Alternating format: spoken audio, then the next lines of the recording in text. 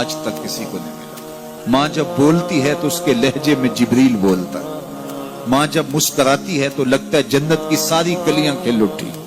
اللہ نے اس کے سینے میں وہ درد، وہ درک، وہ محبت، وہ الفتوں کا ایک جہاں آباد کر دیا ہے۔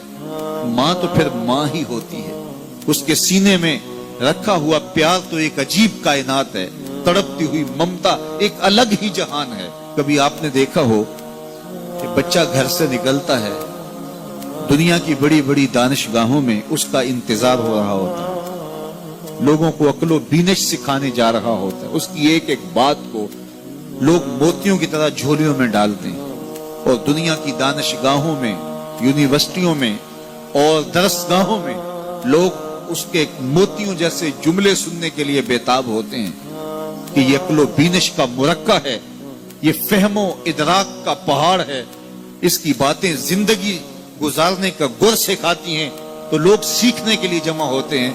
لیکن وہ شخص جب گھر سے نکلتا ہے تو ماں کتنے بھولے انداز میں کہتی ہے، پتر ذرا سڑک دھیان سے عبور کرنا۔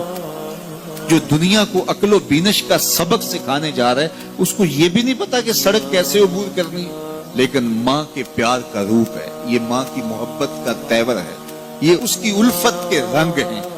اور جب تک بچہ گھر پلٹ نہیں آتا، بیٹا واپس نہیں پہنچ جاتا، ماں کے دل میں کھٹکا رہتا ہے اور وسواس میں رہتی ہے، اور بیٹے کے لیے دعائیں مانگتی رہتی ہے کہ میرا بیٹا خیر سے گھر پلٹ آئے۔ ماں کے سینے میں اتنا پیار کیوں ہے؟ دکھ جی لیتی ہے، تکلیفیں گوارا کر لیتی ہے۔ غریب مائیں تو بیٹوں اور بیٹیوں کا پیٹ پالنے کے لیے کسی کے گھر کے برتن بھی مانجنے پڑیں تو اس سے بھی گریز نہیں کرتی، تکلیفیں سہ لیتی ہیں، اذیتیں گوارا کر لیتی ہیں، لوگوں کی غلامیاں قبول کر لیتی ہیں۔ مائیں اپنی اولاد کے لیے کیا کچھ نہیں کرتی۔ ماں کو اپنی اولاد سے اتنا پیار کیوں ہے؟ ایک ہی جواب ہے، اس لیے کہ ماں نے اولاد کو جنم دیا ہے۔ میرے جملے کو دل کے کانوں سے سننا، جس ماں نے جنم دیا ہے وہ اتنا پیار کرتی ہے تو جس رب نے خلق کیا ہے وہ کتنا پیار کرتا ہے۔ جنم دینے والی کے پیار کا ٹھکانہ کوئی نہیں، تو جو خلق کرنے والا ہے اس کے پیار کا اندازہ کون کر سکتا؟ تو ماں گوارا نہیں کرتی کہ میرا بیٹا بھوکا رہے، تکلیف میں رہے، بیٹا بھوک میں تڑپے تو ماں بے چین ہو جاتی ہے۔ تو جو 70 ماؤں سے زیادہ پیار کرتا ہے اس نے کیسے گوارا کر لیا کہ میرا بندہ بھوکا رہے؟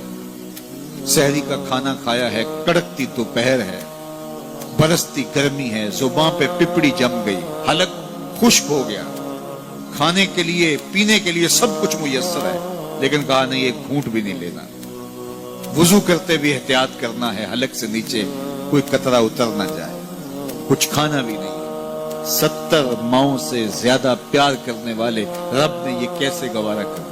اس مسئلے کو سمجھنے کے لیے پھر دوبارہ ماں کی آغوش میں آنا پڑے گا۔ بیٹا بیمار ہو گیا، ماں ڈاکٹر کے پاس لے گئی، اس نے دوا تجویز کی، سیرپ لکھا، وہ کڑوا تھا، بیٹا پیتا نہیں۔ ماں نے زبردستی اس کو لٹا لیا، اس کا حلق کھولا، منہ کھولا، اس میں قطرے سیرپ کے ٹپکا رہی ہے، بچہ چیختا ہے، روتا ہے، لیکن جو وہ قطرے حلق سے نیچے اترتے جاتے ہیں ماں کے چہرے پہ طمانینت آتی جاتی ہے۔ کیا ماں صفاق ہو گئی ہے؟ نہیں۔ ماں کی ممتا چھن گئی؟ نہیں۔ وہ جو بیٹے کی آنکھ میں آنسو نہیں دیکھ سکتی تھی وہ تڑپتے ہوئے بچے کو دیکھ کے مطمئن کیوں ہے؟ کیا ماں کی ممتا رخصت ہوگی؟ جواب نہیں۔